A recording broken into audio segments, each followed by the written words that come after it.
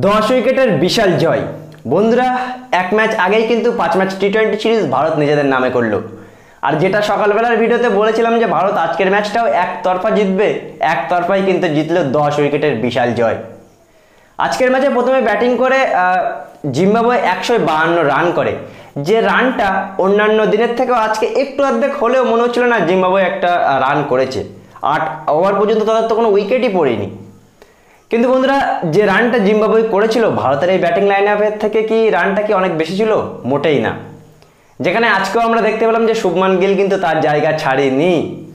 বন্ধুরা, বর্তমান যুগে কেউ কারোর জায়গা ছাড়ে না। শুভমান গিলও কিন্তু ভালো রকম জানতো যে তৃতীয় ম্যাচে তার স্ট্রাইক রেট নিয়ে কন্ট্রোভার্সি বা ক্রিটিসাইজ হওয়ার পরেও শুভমান গিল কিন্তু তার জায়গা ছাড়েনি। আর সেও জানতো যে সে যদি অভিষেক শর্মাকে দিয়ে ওপেনিং করায় আর সে 3 নম্বরে আসে, তাহলে এমনও হতে পারে আগামী দিনে যে সে তার জায়গা টি20তে হারাতেও পারে। সুতরাং শুভমান গিল আজকে কিন্তু তার জায়গা ছাড়েনি। আজকে সেও জয়সওয়ালের সাথে ওপেনিং করেছে।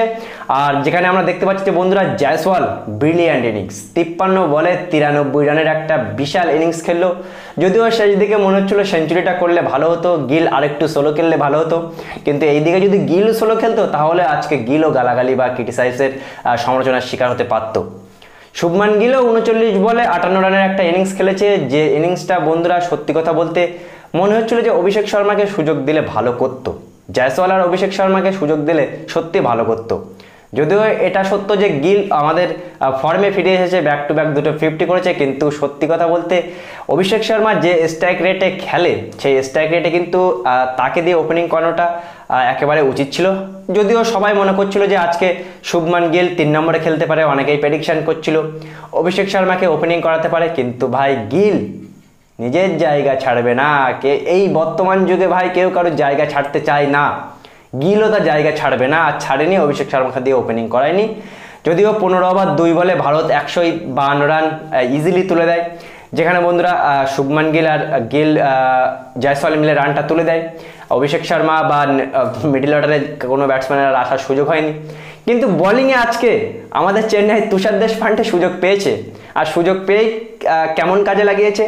3 ওভারে 30 রান দিয়ে একটা উইকেট পেয়েছে। যদিও একটা উইকেট সে ডেবিউ ম্যাচে পেয়েছে, কিন্তু প্রতি ওভারে 10 করে রান, একটা মানে বাজে ডেবিউ মতো হয়ে গেছে, মারও খেয়েছে।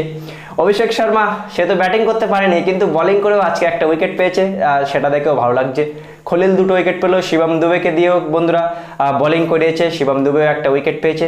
ওভারঅল ম্যাচটা ভালো গিয়েছে। শুধু একটাই মাত্র সমস্যা এই ম্যাচে দেখে মনে হলো, সেটা হলো অভিষেক শর্মা ওপেনিং করলে সত্যি খুবই ভালো লাগতো, তার যেমন ব্যাটিং স্টাইল।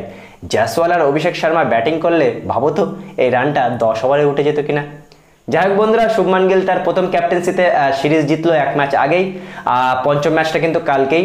তার আগেই শুভমান গিল তার প্রথম ক্যাপ্টেন্সিতে আন্তর্জাতিক কোনো টি20 সিরিজ জিতলো। আর এটা শুভমান গিলের ক্যাপ্টেন্সিতে বা ভারতীয় ক্রিকেটের আগামী দিনের জন্য হয়তো শুভমান গিলকে যেমন করে দেখছিল ভারতীয় ক্রিকেট বোর্ড ক্যাপ্টেন্স হিসেবে, সেহেতু বড় দায়িত্ব বা বড় বড় টিমের সাথেও হয়তো শুভমান গিলকেও ক্যাপ্টেন দেখতে পারে আগামী দিনে।